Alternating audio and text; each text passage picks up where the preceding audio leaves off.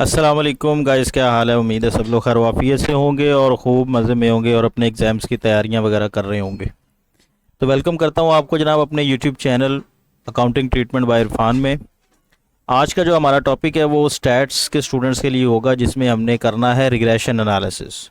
इस टॉपिक में हम मज़ीद चीज़ें क्लियर करेंगे, लेकिन वीडियो स्टार्ट करने से पहले आपसे रिक्वेस्ट है, अगर आप चैनल पर नए हैं तो चैनल को सब्सक्राइब कर लें, क्योंकि इस तरह के नॉलेज से रिलेटेड वीडियोस आप तक रेगुलर पहुंचती रहेंगी इंशाल्लाह। तो चलें जी, सबसे पहले मैं आपको बता दूं कि हमने इस वीडियो में क्या क्या टॉपिक कवर करने हैं विदाउट वेस्टिंग ऑफ टाइम। सबसे पहले हम देखेंगे रिग्रेशन क्या होता है, रिग्रेसर क्या होता है, रिग्रेसेंट क्या होता है, और ये रिग्रेशन का असल में रिलेशन क्या है किसी भी दो वेरिएबल्स के दरमियान, किसी भी दो क्वांटिटीज़ के दरमियान। फिर उसके बाद हम लीनियर मॉडल और मल्टीपल रिग्रेशन मॉडल देखेंगे इस वीडियो में। रेजिड्यूअल देखेंगे क्या होता है, स्टैंडर्ड एरर किसे कहते हैं, कोफिशिएंट ऑफ डिटर्मिनेशन, ये बड़ा इंपॉर्टेंट होता है रिग्रेशन एनालिसिस में। और लास्ट वन हमारा होगा कोफिशिएंट ऑफ कोरिलेशन। अगर ये टॉपिक ज़्यादा लेंथी हो गए, डिस्कशन ज़्यादा लेंथी हो गई, तो हो सकता है मुझे एक से ज़्यादा वीडियो बनानी पड़े, लेकिन कोशिश मैं करूँगा कि इसी वीडियो में ये सारे टॉपिक कवर हो जाए। लेकिन अगर ना भी हो सके तो इंशाल्लाह नेक्स्ट वीडियो में इसके बकिया पार्ट्स आपको मिल जाएंगे। तो चलें जी, सबसे पहले हम देखते हैं जी हमारा रिग्रेशन होता क्या है। रिग्रेशन असल में ये होता है किसी भी दो वेरिएबल्स के दरमियान अगर आप रिलेशन फाइंड करना चाहते हैं कि एक वेरिएबल का किसी दूसरे वेरिएबल पर क्या इम्पैक्ट पड़ रहा है, तो वहाँ पर आप रिग्रेशन एनालिसिस यूज़ करेंगे। जैसे मैथ में जो रिलेशन होता है, मैथ में फंक्शंस इक्वेशंस होती हैं कि जी अगर फॉर एग्जांपल हम बात करते हैं y is equal to 2x+4, ठीक है। इसमें ये बता रहा है कि y की वैल्यू इक्वल होगी 2x+4 के x की जगह अगर हम कोई भी वैल्यू पुट करते हैं तो उसका जो आंसर आएगा वो y के लिए प्रिडिक्ट हो जाएगा, वो y का आंसर कहलाएगा। लेकिन मैथ और स्टैट आपस में जो है ना, वो ये समझ लें दो भाई हैं, एक बड़ा भाई है एक छोटा भाई है। मैथ जो है वो बड़ा भाई है और जो स्टैट है वो एक छोटा भाई है। स्टैट वहाँ पर इस्तेमाल किया जाता है जहाँ पर अनसर्टेनिटी होती है, जहाँ पर एग्जैक्ट आपको पता हो कि हमारी दो वैल्यू पुट करने से आंसर 4 ही आएगा, 2 जमा 2 4 ही आएगा, तो वहां पर मैथ इस्तेमाल होता है। जहां पर आपको पता है कि 2 जमा 2 4 नहीं आना, कुछ भी आ सकता है, तो वहां पर आपके लिए स्टैटिस्टिक्स काम आती है, एस्टिमेशन के लिए काम आती है कि कुछ ना कुछ हमारे एक्चुअल वैल्यू के वो करीब हमें आंसर जरूर प्रिडिक्ट कर देता है। 100% स्टैट का काम 100% देना नहीं होता, 100% जिसका काम होता है वो मैथमेटिक्स का काम होता है। तो यहाँ पर हम यही चीज़ें प्रिडिक्ट कर रहे हैं, यहाँ पर हम इन्हीं चीज़ों को देखेंगे कि स्टैट कैसे काम करती है। फॉर एग्जाम्पल कहता है it investigate the dependence of one variable conventionally called the dependent variable. अब उसने साथ बता भी दिया कि जो डिपेंडेंट वेरिएबल है उसका हमने रिलेशन चेक करना है किसी दूसरे वेरिएबल के साथ जो कि इंडिपेंडेंट होगा। on one or more other variables called the independent variable and provides an equation to be used for estimating। ठीक है, हमने स्टैट की दो टाइप्स पढ़ी थी, एक हमने पढ़ी थी डिस्क्रिप्टिव स्टैटिस्टिक्स और एक हमने पढ़ा था इन्फ्रेंशियल स्टैटिस्टिक्स। डिस्क्रिप्टिव स्टैटिस्टिक्स का काम ये होता है कि सिर्फ आपको डाटा के फीचर्स बता देता है, वो कि डाटा की इस वक्त क्या सिचुएशन है, क्या इसका एवरेज है, क्या मीन है, इसकी क्या डिस्पर्शन है, वो हो गया आपका डिस्क्रिप्टिव स्टैटिस्टिक्स। लेकिन जो इन्फ्रेंशियल स्टैटिस्टिक्स होगी वो बता देगी कि प्रीवियस डाटा की बुनियाद पर जो ट्रेंड चल रहा है उसी ट्रेंड को आगे कैसे फॉलो किया जाएगा या वो ट्रेंड आगे कैसे कंटिन्यू होगा, उसको कहते हैं इन्फ्रेंशियल स्टैटिस्टिक्स। ऐसी स्टैटिस्टिक्स जिसमें हम फ्यूचर के बारे में फोरकास्टिंग कर रहे होते हैं, एस्टिमेशन कर रहे होते हैं, प्रेडिक्शन कर रहे होते हैं, वो स्टैट कहलाती है इन्फ्रेंशियल स्टैटिस्टिक्स। जबकि जो डिस्क्रिप्टिव स्टैट होती है वो आपके करंट डाटा के ऊपर जो फीचर्स हैं, जो उसके बारे में करैक्टरिस्टिक्स हैं, वो बयान कर रही होती है कि इस डाटा का एवरेज क्या है, इस डाटा का मीन क्या है, ये डाटा कितना अपने मीन से डिस्पर्स है, कितना प्लस में है, कितना माइनस में है। फ्यूचर की उसमें फोरकास्टिंग नहीं होती। तो रिग्रेशन में आपको दोनों चीज़ें इस्तेमाल होंगी। एक तो आपका डिस्क्रिप्टिव स्टैट भी इस्तेमाल होगा, वो आपको बता देगा कि आपका डाटा का रिलेशन कैसा है, ठीक है, और दूसरा आपको यह भी बताएगा कि आपके डाटा का फ्यूचर में क्या इफेक्ट होने वाला है एक वेरिएबल का दूसरे वेरिएबल पर। Provides an equation to be used for estimating or predicting the average value of the dependent variable from the unknown values of the independent variable। ये हम आगे जाकर देखते हैं कि इंडिपेंडेंट और डिपेंडेंट वेरिएबल क्या है। तो रिग्रेशन एनालिसिस क्या होता है? Relation between the expected value of the dependent variable and the independent variable is called the regression analysis. अब यहाँ पर एक्सपेक्टेड की बात हुई है, एग्जैक्ट की बात नहीं हुई। साथ साथ आपको ये भी बताता चलूं कि दो किस्म के रिलेशन होते हैं वेरिएबल में, एक होता है एग्जैक्ट रिलेशन और एक होता है in exact relation. Exact relation तो प्योर मैथ की जो है ना वो आप कह लें लैंग्वेज है कि 2 + 2 हमें पता है 4 ही होगा, लेकिन जो इन एग्जैक्ट रिलेशन होता है उसमें कभी भी एस्टिमेशन की बुनियाद पर एग्जैक्ट आप नहीं पहुंच सकते। फॉर एग्जाम्पल मैं आपको कहता हूं कि जी एज के साथ साथ हमारी जो है ना वो हाइट में इजाफा होता है, हमारी लेंथ इंक्रीज होती है, तो क्या 100% ऐसा होता है? फॉर एग्जाम्पल हमने 100 हमने ऑब्जर्वेशंस को इकट्ठा किया और हमने एस्टिमेट लगा लिया कि जिसकी एज 5 साल होगी उसकी हाइट जो है वो फॉर एग्जाम्पल 2 फुट होगी या 1.5 फुट होगी, जितनी भी होगी इतने इंचेस होगी। तो क्या हर एक के ऊपर ये इंप्लीमेंट होगा? नहीं, हर एक के ऊपर ये बात इंप्लीमेंट नहीं होगी। किसी की एज के लिहाज से जो है ना वो हाइट ज़्यादा हो जाएगी, किसी की एज के लिहाज से हाइट कम हो जाएगी, तो यहाँ पर एस्टिमेशन होगी। तो stat is based on pure estimation. ठीक है, तो ये हमने देख लिया जी रिलेशन क्या होता है। ये होता है रिग्रेशन एनालिसिस के एक वेरिएबल का दूसरे वेरिएबल के ऊपर क्या इफेक्ट होने वाला है या हो रहा है या हो चुका है, वो आपका रिग्रेशन होगा। अब रिग्रेशन टाइप्स आप जी सबसे पहले आपको पता होना चाहिए वेरिएबल के लिहाज से। सिंपल रिग्रेशन में क्या आता है कि जब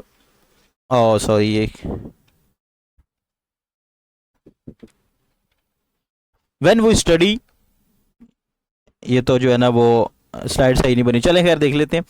सिंपल रिग्रेशन में क्या होता है, दो टाइप्स हैं इसकी, एक सिंपल और एक मल्टीपल। सिंपल रिग्रेशन में होगा जब आपका डिपेंडेंट वेरिएबल किसी एक वेरिएबल की वजह से फ्लक्चुएट हो रहा होगा, या आपने कोई ऐसा मॉडल डिजाइन किया जिसमें आप एक वेरिएबल की किसी एक वेरिएबल के साथ रिलेशनशिप फाइंड करना चाह रहे हैं कि एक वेरिएबल दूसरे वेरिएबल से कितना चेंज हो रहा है, कितना वेरिएट कर रहा है, कितना वेरी कर रहा है अपने मीन से, या जो वैल्यू हमने डिसाइड किया उस वैल्यू से कितना वो फ्लक्चुएट कर रहा है, उसको कहेंगे लीनियर या सिंपल रिग्रेशन। लेकिन जो मल्टीपल रिग्रेशन एनालिसिस होगा उसमें एक वेरिएबल मल्टीपल वेरिएबल्स की वजह से अपने मीन से वेरिएट कर रहा होगा, उसमें चेंजिंग आ रही होंगी, तो उसको कहते हैं multiple regression analysis.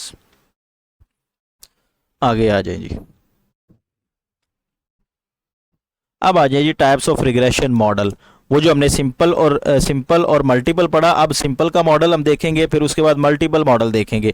When dependence is represented by straight line equation, that is the simple regression model. y is equal to a plus B x. अब इसमें a क्या है, b क्या है, x क्या है, y क्या है, अभी आपने सिर्फ दो चीजें समझनी है। इसमें y जो है वो आपका डिपेंडेंट वेरिएबल है और x जो है आपका इंडिपेंडेंट वेरिएबल है। x की आप रैंडमली कोई भी वैल्यू चूज करेंगे, उसको इक्वेशन में पुट करेंगे, तो एस्टिमेटेड वैल्यू किसकी आएगी, y की आ जाएगी, प्रिडिक्टेड वैल्यू y की आ जाएगी। तो y रैंडम वेरिएबल ना हुआ, जबकि x जो है वो एक रैंडम वेरिएबल है, वो आप कोई भी वैल्यू चूज करके यहाँ पे पुट करके यूज कर सकते हैं। अच्छा, ये जो इक्वेशन है ये आपकी एग्जैक्ट रिलेशन की इक्वेशन होगी, क्योंकि जब तक किसी किस्म का कोई एरर नहीं होगा तब तक वो एग्जैक्ट होगी।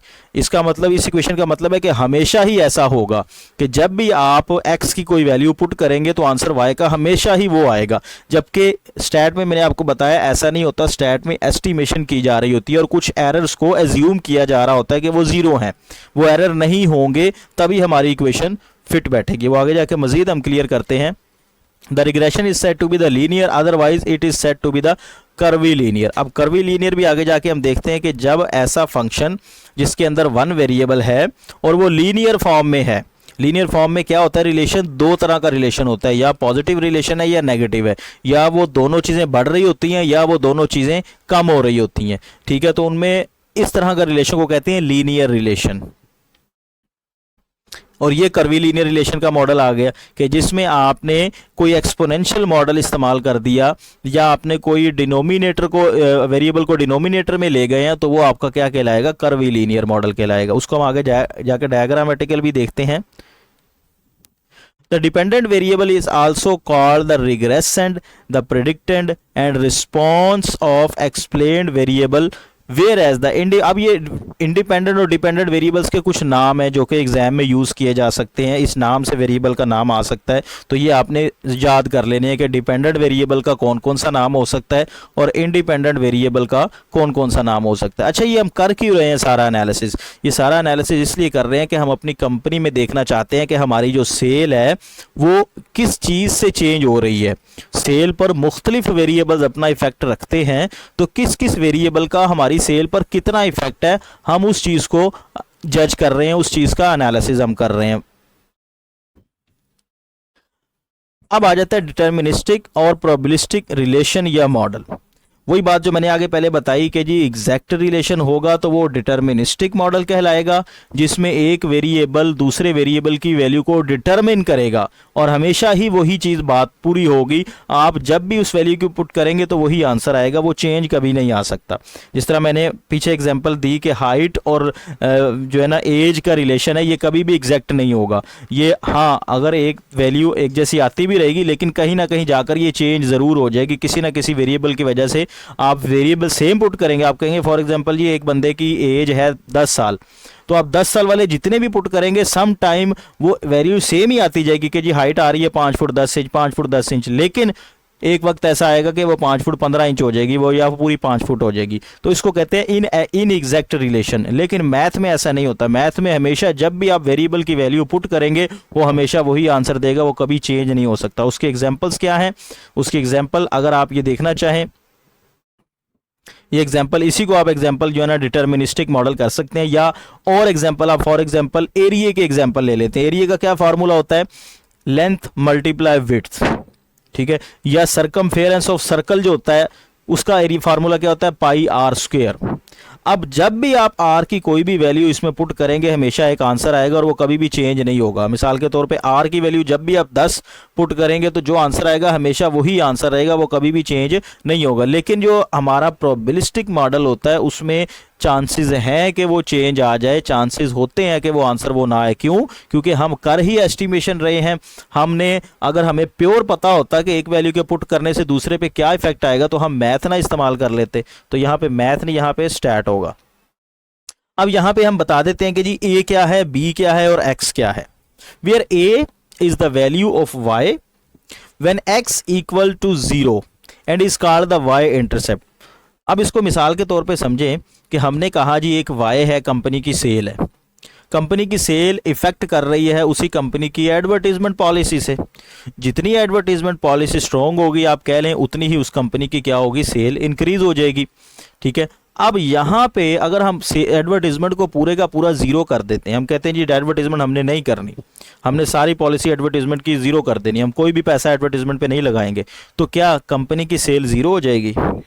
क्या कंपनी अगले मंथ सेल होना बंद हो जाएगी उसकी? नहीं, कंपनी की सेल बंद नहीं होगी। कंपनी अपने नाम के बिहाफ पर अपनी कुछ और डिफरेंशिएशन की बुनियाद पर सेल कर रही होगी और सेल कंपनी की जारी रही होगी। अगरचे सेल थोड़ी कम हो सकती है, सेल को आप ये कह सकते हैं कि उस पर इफेक्ट पड़ा लेकिन वो कम हो गई, लेकिन वो 0 पर नहीं जाएगी, वो कभी भी नेगेटिव में नहीं जाएगी। तो इसको कहते हैं आप वाई इंटरसेप्ट। के वाई की अपनी भी तो कुछ इंटरसेप्शन है ना, जिस वजह से वो सेल इंक्रीज हो रही है, कंपनी की अपनी कोई वैल्यू है जिस वजह से वो सेल उसकी जा रही है। लेकिन अब यहां पर देखेंगे कि बी और एक्स क्या है।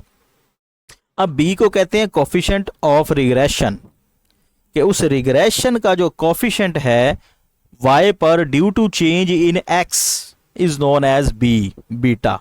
कि अगर हम x की वैल्यू 1 यूनिट इंक्रीज करते हैं तो हमारे y में कितने यूनिट इंक्रीज होगा वो हमें b बताएगा। मिसाल के तौर पे b हमने कैलकुलेट किया रिग्रेशन एनालिसिस में इक्वेशंस लगाकर, b की वैल्यू आ गई हमारी 1.5 और हम कहते हैं कि एडवर्टीजमेंट का 1 रुपया लगाने से सेल में कितने रुपए चेंज आएगा। जब हम सारी इक्वेशन में वैल्यू पुट करेंगे से एडवर्टीजमेंट की जगह हम 1 रुपया पुट करेंगे। अब बी का आंसर हमारा क्या है? यहां पर बी का आंसर हमारे पास, मैंने कहा जी यहां पर हमारा है 1.5, तो x की वैल्यू क्या है? वो है 1। अब जब 1.5 1 से मल्टीप्लाई होगा, इट्स मीन के आपकी सेल के अंदर 1.5 रुपए का इजाफा होगा जब आप एडवर्टीजमेंट पे 1 रुपया लगाएंगे। तो ये है बीटा कोफिशिएंट, रिग्रेशन कोफिशिएंट, या इसको स्लोप ऑफ वाई भी कहते हैं कि वाई में कितना स्लोप आएगा due to 1 unit change in variable. हाँ, अगर ये पॉजिटिव होगा, अगर बी पॉजिटिव है तो ये जो मैंने बात की है वो, अगर ये नेगेटिव में आ रहा है तो फिर इसके उल्ट इफेक्ट हो जाएगा। अगर ये नेगेटिव 1.5 होगा, इट्स मीन कि आपका एडवर्टीजमेंट पे 1 रुपया लगाने से आपकी सेल में 1.5 रुपये की कमी आ जाएगी। ठीक है, तो ये कुछ ऐसे फैक्टर्स हो सकते हैं, कुछ ऐसे रिलेशन हो सकते हैं जो नेगेटिव रिलेशंस होते हैं। ठीक है, जिस तरह टेम्परेचर अगर इंक्रीज होता है तो हमारा जो अगर वो आयरन और आयरन की जो रॉड होता है वो भी इंक्रीज होता जाता है। आगे जा इसके एग्जाम्पल देखते हैं। तो ये होता है हमारा, अगर इसको इस हालत में आप देखें तो ये कौन सा मॉडल है, डिटर्मिनिस्टिक। लेकिन अगर इसमें कोई स्टैंडर्ड एरर या एरर टर्म हम इन्वॉल्व कर दें जो कि हमेशा एग्जैक्ट नहीं होगा, तो वो हमारा कौन सा रिलेशन बन जाएगा, प्रोबेबिलिस्टिक मॉडल बन जाएगा।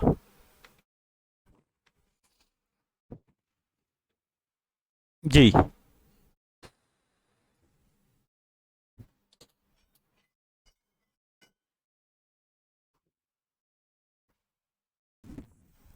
अच्छा, प्रोबेबिलिस्टिक मॉडल हम कर रहे थे। प्रोबेबिलिस्टिक मॉडल वो है कि जिसके एग्जैक्ट होने की हम गारंटी नहीं दे सकते।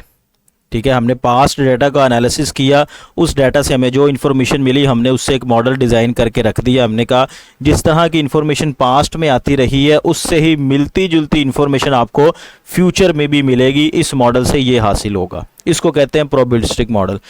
In contrast to the above, the linear relationship to some situation is not exact। वो कह रहा है जहाँ पर एग्जैक्ट रिलेशन नहीं होगा वहाँ पर आप ये वाला मॉडल इस्तेमाल करेंगे जिसमें हम कहते हैं y बराबर होगा हमेशा a plus B x plus error के। ठीक है, वो एरर कुछ भी एरर हो सकता है, वो एग्जैक्ट रिलेशन ना आने का एरर हो सकता है, जिसे आप कह लें like person's weight and height का रिलेशन जो है ये इन एग्जैक्ट रिलेशन है। मतलब इन एग्जैक्ट का मतलब ये होगा कि आप हमेशा ये नहीं देखेंगे कि जिसकी एज 15 साल है उसकी हाइट भी हमेशा 5 फीट ही होगी या 6 फीट होगी या कुछ भी, हमेशा ऐसा नहीं होगा। ठीक है, एज के वेरी करने से हाइट पे वेरिएशन तो आती है लेकिन वो हर बंदे के लिए एग्जैक्ट नहीं आती है, हर एक के साथ वो चेंज होती रहती है। तो इस तरह की जो सिचुएशन होती है इसको एरर कहते हैं। ठीक है, जो हम मैयर नहीं कर सकते, जिसको हम काउंटर नहीं कर सकते, जिसका हम कुछ नेमुल बदल नहीं ले सकते, उसको हम एरर की फॉर्म में कंसीडर करते हैं, उसको हम चेंज नहीं कर सकते हैं। अब आ जाते हैं स्कैटर डायग्राम। ये बड़ा इंपॉर्टेंट टॉपिक है। ये आपको बताता है कि आपके मॉडल्स के, आपके वेरिएबल्स के दरमियान कौन सा रिलेशन हो सकता है। ठीक है, इसमें आपको क्वेश्चन स्टार्ट करने से पहले आप सबसे पहले स्कैटर डायग्राम बनाएंगे। फॉर एग्जांपल आप एक कंपनी में काम करते हैं, आपका ऑनर आपको कहता है कि मैं अपने जो वेरिएबल्स हैं जो सेल को डिटरमिन कर रहे होते हैं उनका रिलेशन चेक करना चाहता हूं कि उनका रिलेशन मेरे सेल के साथ कैसा रिलेशन है। फॉर एग्जांपल जो मैंने मशीनरी लगाई है उसकी आउटपुट क्या है, उसकी आउटपुट का रिलेशन क्या है, जो मेरी मैनेजमेंट काम कर रही है उसकी वर्किंग एफिशिएंसी कैसी है सेल के लिहाज से, जो मैं एडवर्टीजमेंट पे पैसा लगा रहा हूँ वो मेरे सेल पे क्या इफ़ेक्ट कर रही है, या जो मैंने एम्प्लॉयज़ हायर किए हुए हैं वो मेरे सेल पे क्या फ़र्क पड़ रहे हैं, अगर ये नहीं थे तो सेल पे क्या इफ़ेक्ट था। तो इस तरह की रिलेशन को जज करने से पहले आपने स्कैटर डायग्राम बनानी है। स्कैटर डायग्राम से पता चल जाएगा कि आपने कौन सा मॉडल इसके लिए चूज़ करना है।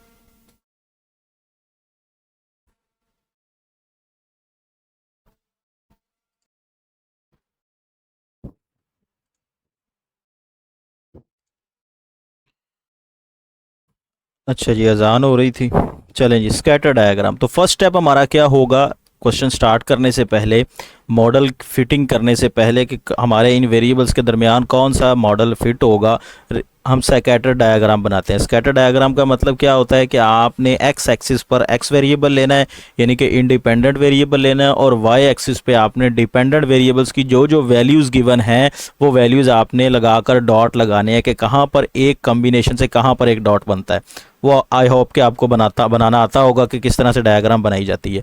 आप देखेंगे कि उनके दरमियान आया कोई चीज़ रिलेशन तो नहीं शो हो रही, जिसका मतलब ये मैं आपके सामने दिखा रहा हूँ। यहाँ पे 4 डायग्राम बनी है जी, डायग्राम ए, डायग्राम बी और डायग्राम सी और डी। ये डॉट तो आपने लगाने हैं खुद।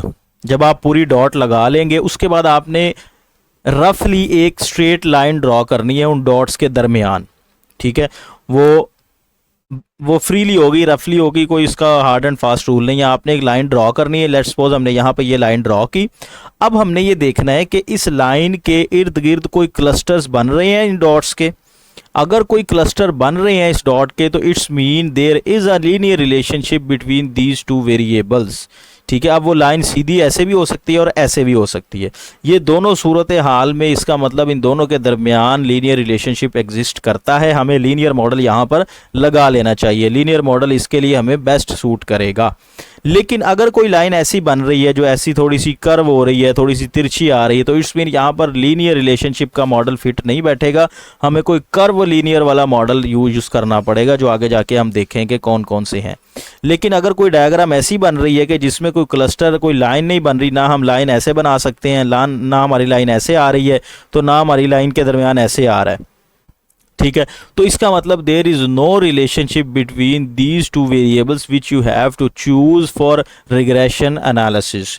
अब आपको या तो अपना इंडिपेंडेंट वेरिएबल चेंज करना पड़ेगा या फिर डिपेंडेंट वेरिएबल का रिलेशन किसी और से चेक करना पड़ेगा। इन दोनों के दरमियान as per scatter diagram there is no relationship between these values, these variables. ठीक हो गया, ये तो था पहला स्टेप। उसके बाद अब कुछ अजम्पशंस आ जाती हैं, जो मैंने आपको पहले बताया था कि मैथ और स्टैट में, मैथ में कोई अजम्पशन नहीं होती, मैथ में प्योर वैल्यूज़ होती हैं, उसका आंसर आता है। लेकिन स्टैट में आपको कुछ एज्यूम करना पड़ता है कि भाई हम जो मॉडल आपको दे रहे हैं उसके लिए आपको इनकी वैल्यू एज्यूम 0 करनी पड़ेगी। लेकिन अगर इनमें कोई चेंज आता है तो उस वजह से आपके मॉडल पर भी इफ़ेक्ट पड़ेगा। मतलब ई एप्सिलॉन तमाम रैंडम एरर्स की वैल्यू हम 0 करेंगे, तभी हमारा जो रिग्रेशन वाला मॉडल है उसमें ई की वैल्यू 0 करने से वो एग्जैक्ट मैथ की तरह हमें लगेगा। और जब मैथ की तरह लगेगा फिर उसको मैथ की तरह ही सॉल्व किया जाएगा, अदरवाइज उसको मैथ की तरह सॉल्व नहीं कर सकेंगे। तो हमने कह दिया तमाम एक्सपेक्टेड एरर जो हैं वो 0 होंगे। हम ई की जगह 0 वैल्यू पुट करेंगे तो हमारा मॉडल वैसे ही मैथ वाला बन जाएगा। The variance of error term is constant. अगर कोई एरर टर्म है उसमें तो हर वैल्यूज़ के लिए उसका वेरिएंस जो है वो कांस्टेंट ही रहेगा। अगर किसी एक वैल्यू के साथ कोई एरर जुड़ा हुआ है तो हर वैल्यू के साथ वही एरर जुड़ा होगा, उसका वेरिएंस डिफरेंट नहीं होगा। The error term of x and error term of y are independent. मतलब अगर हमारे मॉडल्स, हमारे जो वेरिएबल्स हैं उसके दरमियान कोई एरर एग्जिस्ट कर रहा है किसी किस्म का, कोई वैल्यूज़ का, या हम कह लें कि हम जिस इक्विपमेंट से उनकी मेजर्स कर रहे हैं उसमें किसी किस्म का एरर है, तो वो एरर सब के लिए है, ठीक है। किसी एक के लिए वो जुड़ा हुआ नहीं है कि इसके लिए स्पेशल है उसके लिए स्पेशल नहीं है, वो सारों के लिए इंडिपेंडेंट एरर होगा। X and error term also independent. अब एक्स जो है, जो हमारा इंडिपेंडेंट वेरिएबल है, और उसके साथ जो एरर जुड़ा हुआ है वो भी इंडिपेंडेंट है, ठीक है। उनका आपस में कोई रिलेशन नहीं है कि मतलब किसी एरर के अक्कर होने की वजह से अगर एक्स की वैल्यू में कुछ फ़र्क पड़ रहा है तो फिर वो इसका मतलब है डिपेंडेंट है। लेकिन अगर किसी एरर से किसी वेरिएबल में फ़र्क नहीं पड़ रहा तो इसका मतलब फिर वो आपस में इंडिपेंडेंट है।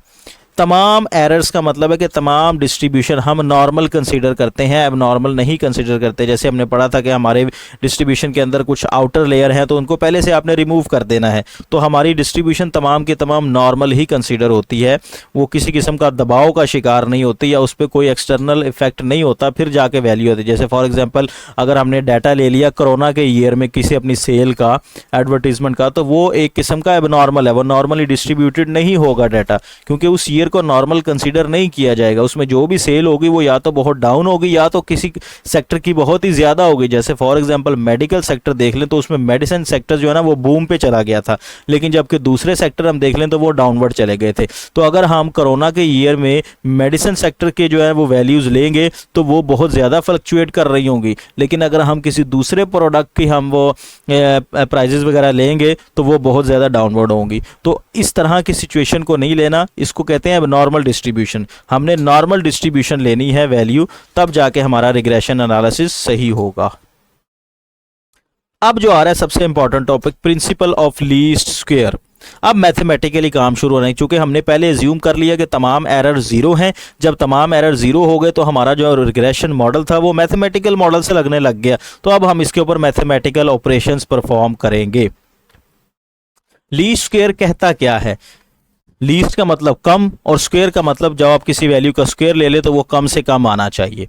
अच्छा जी, the principle of least square consist of determining the values of the unknown parameter that will minimize the sum of squares of errors where error are defined as the difference between the observed values and the corresponding values predicted estimated by fitted model equation। हाँ जी, कहता क्या है वो, ये कह रहा है कि लीस्ट स्क्वायर मेथड आपको ऐसे पैरामीटर्स निकाल के देता है। पैरामीटर्स कौन से हैं? A and b. उन पैरामीटर्स की वैल्यूज़ को निकालना, और वो ऐसी वैल्यूज़ होनी चाहिए जो आपको कम से कम रेजिड्यूअल दें। रेजिड्यूअल का क्या मतलब? कम से कम एरर आपका जनरेट होगा। मिसाल के तौर पे आप कहते हैं जी हमने एक मीन वैल्यू डिसाइड कर ली है, हमारी सारी वैल्यू जो है ना वो इसी मीन के इर्द गिर्द होनी चाहिए, या हमने एक टारगेट सेट कर ली है सेल का कि हमारा टारगेट है, लेट्स सपोज मंथली सेल है हमारी 1 मिलियन की, हम चाहते हैं कि हमारी 1 मिलियन की सेल हो। अब ये हमारा एक टारगेट है, ये हमारी एक मीन वैल्यू है। हमने एक रिग्रेशन मॉडल बनाया, उस मॉडल से जो जो वैल्यू आएंगी वो हमारी इस मीन के करीब करीब होनी चाहिए या एग्जैक्ट मीन ही होनी चाहिए। अगर वो मीन से आगे पीछे होंगी तो इस चीज़ को हम कहेंगे उसका रेजिड्यूअल है। रेजिड्यूअल का मतलब जो बाकी बच गया है। अगर सेल हमारी ज़्यादा हो गई 1 मिलियन से तो इसका मतलब प्लस का रेजिड्यूअल है, और अगर हमारी सेल कम हो गई 1 मिलियन से उसका मतलब नेगेटिव रेजिड्यूअल है।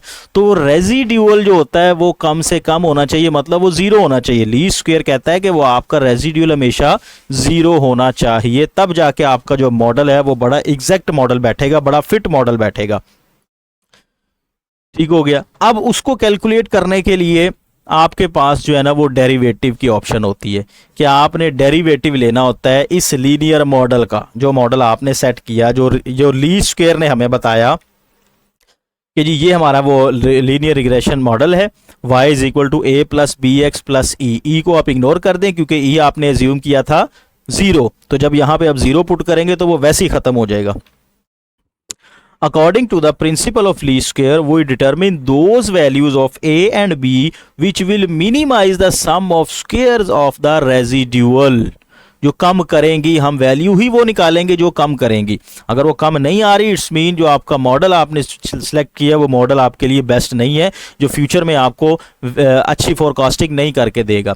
In other word, the best regression line is the one which minimize the sum of squares of the vertical deviation between the observed values y and the corresponding values predicted by the regression model। ये regression model यहाँ पे ये लिखा हुआ है, जो ऊपर आपने लिखा हुआ है वो कह रहा है इस regression model से जो वैल्यू आ रही है और जो वैल्यू क्वेश्चन में गिवन है ऑब्जर्व्ड वैल्यू है उसके दरमियान कम से कम वर्टिकल डिफरेंस होना चाहिए। ठीक है, वो कम से कम उसके दरमियान वैल्यूज का डिफरेंस होना चाहिए, तब जाके हमारा जो मॉडल है वो बेस्ट फिट बैठेगा। और लीस्ट स्क्वायर की जो इक्वेशंस बनेंगी वो हमें यही मॉडल निकाल के देंगी, यही पैरामीटर निकाल के देंगी। अच्छा जी, अब थोड़ा सा एरर को भी समझ लें डायग्रामेटिकली क्या होता है। हमने कहा जी ये हमारा y एक्सिस है और ये हमारा x एक्सिस है। इधर हमने ले लेना है इंडिपेंडेंट वेरिएबल और यहाँ पे हमारा आ गया डिपेंडेंट वेरिएबल। ओके जी, हमने अपनी डॉट्स लगा लिए, जो वेरिएबल्स x और y के मिलने से डॉट बने वो ये डॉट आ गया, यहाँ पे ये डॉट, ये हमने y के डॉट्स लगा दिए ऊपर। ठीक हो गया।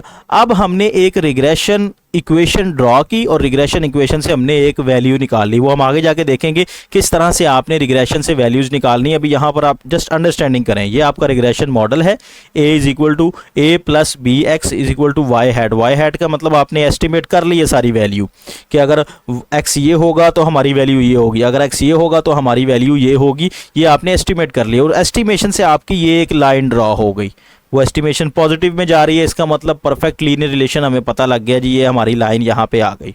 अब इस लाइन के ऊपर भी कुछ y है और लाइन के नीचे भी कुछ y है।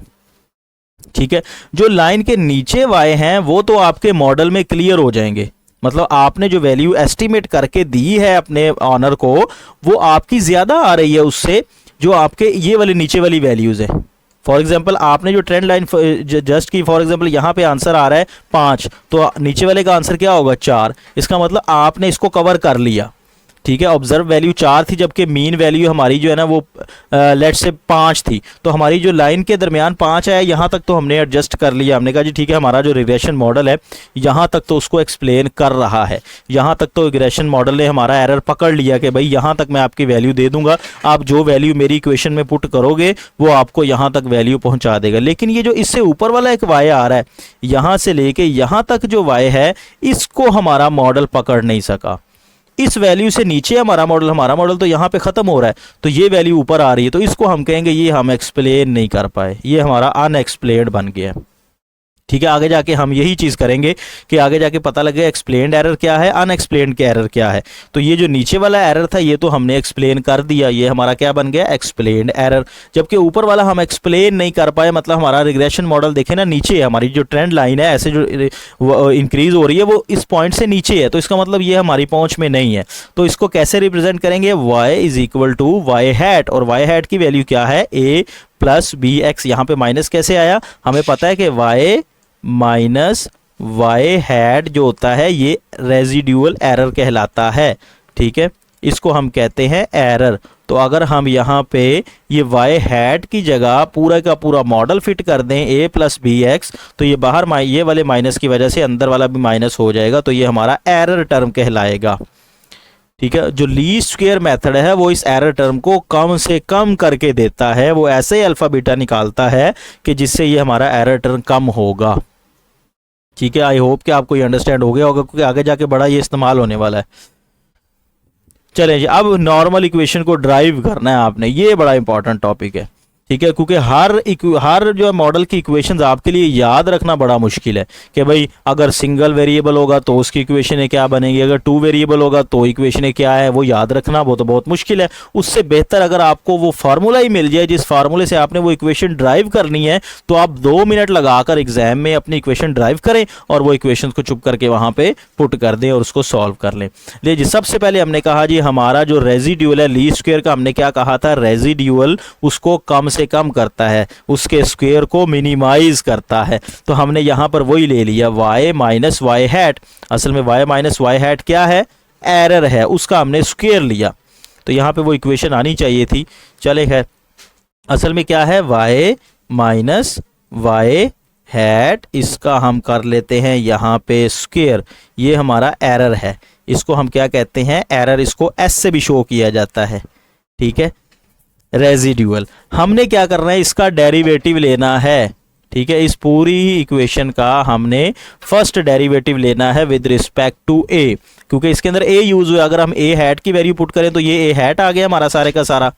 ठीक है, ये माइनस है और ये बाहर माइनस की वजह से माइनस आ गया। अगर हम इसका डेरिवेटिव लेते हैं, आप देखिएगा जरा ध्यान से, derivative with respect to a लेना है हमने। डेरिवेटिव ये है फंक्शन फार्मूला। फंक्शन में ये होता है कि सबसे पहले जो पावर होती है एक्सपोनेंट, वो उसको उठा के हम कोफिशिएंट से मल्टीप्लाई कर देते हैं। जो उसका इसका कोफिशिएंट इस वक्त 1 है, तो 1 से मल्टीप्लाई हो गया, यहाँ पे क्या आ गया 2। अब अगेन हमने पूरी की पूरी वैल्यू वैसे लिख देनी है, पूरे का पूरा फंक्शन हमने वैसे लिख दिया, y minus a minus B x. ठीक है, उसके बाद हमने दोबारा से जो इनर फंक्शन है स्क्वायर के बगैर वाला y माइनस वाई हैट, इसका दोबारा से डेरिवेटिव लेना है विद रिस्पेक्ट टू a। और विद रिस्पेक्ट टू जब a लेंगे, जिसमें a होगा वो वाली वैल्यू a कटने के बाद जो बचेगी वो आ जाएगी, जिसमें a नहीं होगा वो वैसी कट जाएगी। जैसे यहाँ पे ये y भी कट गया, फिर a कट गया, फिर b और x ये दोनों ही कट गए। यहाँ पे बचा क्या, सिर्फ -1, क्योंकि b के नीचे देखें ना, अगर हम minus a divide by d over a करते हैं डेरिवेटिव, तो ये क्या आता है, a से a कट गया, बाकी क्या बचा -1, तो ये -1 आ गया। बाकी किसी में भी a नहीं था, वो सारे का सारा ही कट गया। ठीक है, तो ये हमने इसका डेरिवेटिव ले लिया विद रिस्पेक्ट टू a। अब क्या करना है, अब ये -1 है और ये 2 है, बाहर वाले दोनों मल्टीप्लाई होकर -2 हो जाएंगे। अब ये अंदर हमने कुछ भी नहीं किया। अब ये -2 क्या हो रहा है, -2 और समेशन दोनों अंदर मल्टीप्लाई होंगे इसके साथ, तो क्या आ जाएगा, -2 समेशन मल्टीप्लाई y, क्या आ गया, -2 समेशन y, फिर प्लस ये माइनस और माइनस क्या हो गया, प्लस 2na। अब ये n कहाँ से आ गया, यहाँ तो समेशन था। तो याद रखिएगा, जब भी किसी कांस्टेंट के साथ समेशन लगाने का वक्त आता है तो वहाँ पे समेशन नहीं लगता, वहाँ पे क्या लगता है, n लगता है, number of values. For example ये देखें, ये लिखा हुआ है 3, ये भी लिखा हुआ है 3, ये 3। हम चाहते हैं कि इन सारों को जमा करें। समेशन का क्या मतलब है, जमा ही है ना। तो हम क्या करेंगे, 1 2 3 4, हम क्या लिखेंगे, 4 मल्टीप्लाई बाय 3।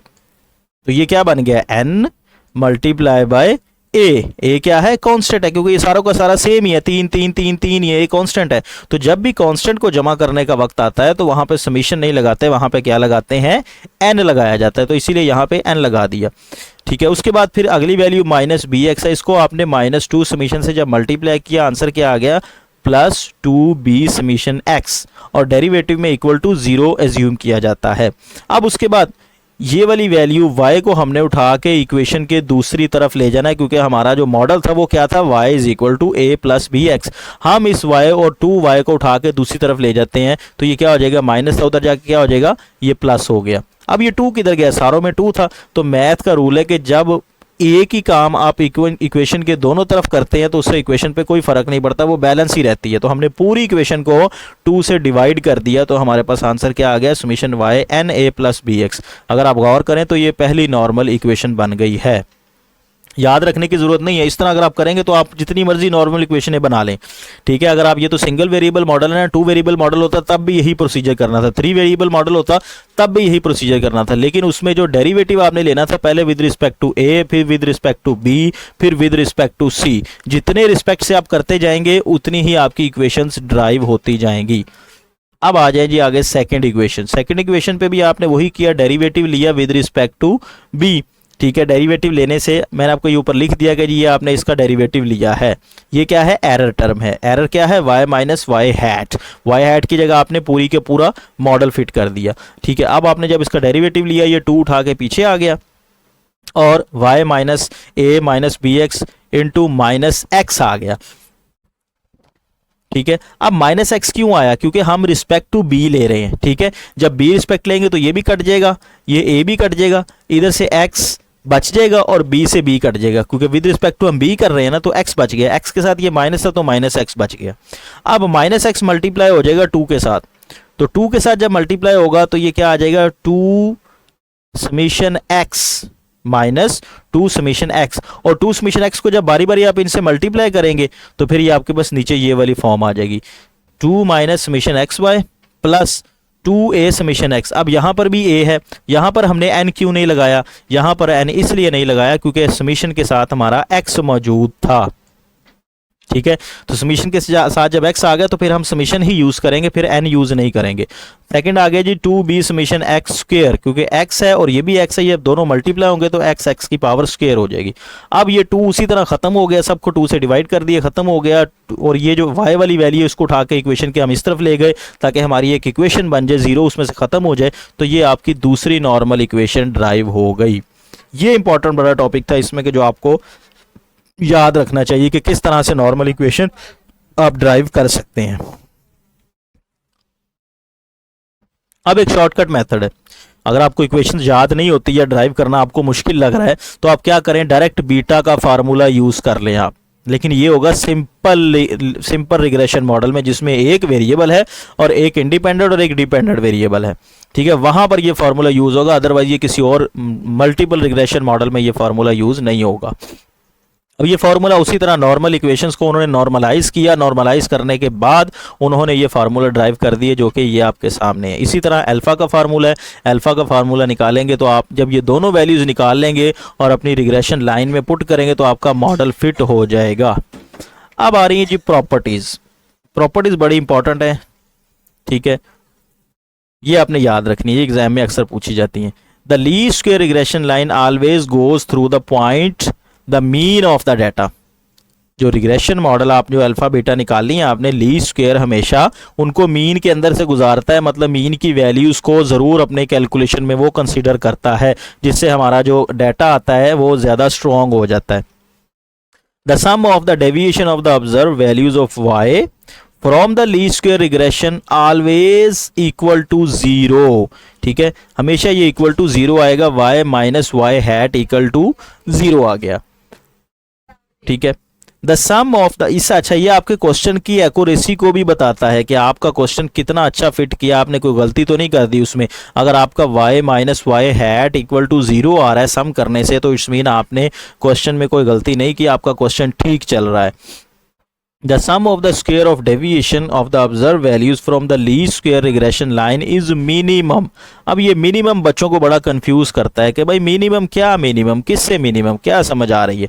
वो ये कहना चाह रहा है कि आप अपनी ऑब्जर्व्ड वैल्यूज जो हैं, जो क्वेश्चन में आपको y गिवन है, उसमें से जब आप y हैट को माइनस करेंगे, क्या करेंगे, y हैट को अपनी कॉरस्पॉन्डिंग ऑब्जर्व वैल्यू में से माइनस करते जाएंगे। हर y की y हैट भी तो निकलेगी ना टेबल के अंदर, तो हर y में से जब आप y हैट को माइनस करके उसका स्क्वायर ले लेंगे और उसको सम करेंगे पूरे कॉलम को, तो वो कम से कम वैल्यू होगी, उससे कम रेजिड्यूअल नहीं आ सकता। वो क्या है, असल में रेजिड्यूअल ही है ना, y minus y hat residual है, एरर है, तो वो कम से कम एरर है। अगर हम कहते हैं कि नहीं कोई और वैल्यू अगर हम y में से माइनस करें तो आंसर कम से कम आएगा, तो ऐसा कभी भी नहीं होगा। आप उसी y में से कोई एक वैल्यू कांस्टेंट लेके सारों में से माइनस कर दें और फिर उसका सम करें और स्क्वायर लें, तो वो ज्यादा आएगा। किससे ज्यादा आएगा, y हैट के माइनस करने वाले से। तो y हैट का जो आंसर है वो मिनिमम है। This is the very important property of the least square, कि आपने y हैट ऐसा डिटरमिन किया है कि जो कम से कम आपको एरर दे रहा है।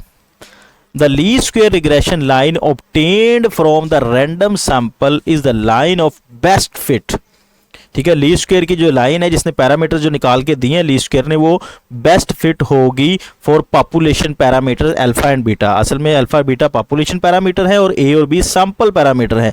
हम जितनी कैलकुलेशन कर रहे हैं वो सैंपल की बेस पे कर रहे हैं, क्योंकि कभी भी पूरी पॉपुलेशन को अंडर कंसिडरेशन नहीं लाया जा सकता। एक तो वो डाटा कलेक्शन में प्रॉब्लम होती है बड़ी ज़्यादा, दूसरा फिर उसको कैलकुलेशन में लाना वो बड़ी डिफिकल्ट प्रॉब्लम होती है। तो ये था हमारा इसका लास्ट टॉपिक। उम्मीद है काफ़ी लेंथी वीडियो हो गई है, 40 मिनट्स की वीडियो हो गई है, तो आप लोग बोर भी हो रहे होंगे। इंशाल्लाह बकिया जो हमारे टॉपिक हैं वो बड़े इंपॉर्टेंट होने वाले हैं। कोफिशिएंट ऑफ डिटर्मिनेशन बड़ा इंपॉर्टेंट है और कोरिलेशन जो है ना बड़ा इंपॉर्टेंट है। उसकी अंडरस्टैंडिंग जब तक आपको नहीं होगी, आपको ये रिग्रेशन का पूरा मॉडल समझ नहीं आएगा कि रिग्रेशन असल में क्या करता है और क्यों करता है और कैसे करता है। तो अगर आपको किसी टॉपिक से कोई कन्फ्यूजन है तो आप वीडियो में मुझे कमेंट कर सकते हैं, उसका मैं आपको जवाब दूंगा। वीडियो अच्छी लगी है तो वीडियो को लाइक कर दीजिए, अपने दोस्तों के साथ शेयर कर दीजिएगा। मुझे दुआ में याद रखिएगा। अल्लाह हाफिज़।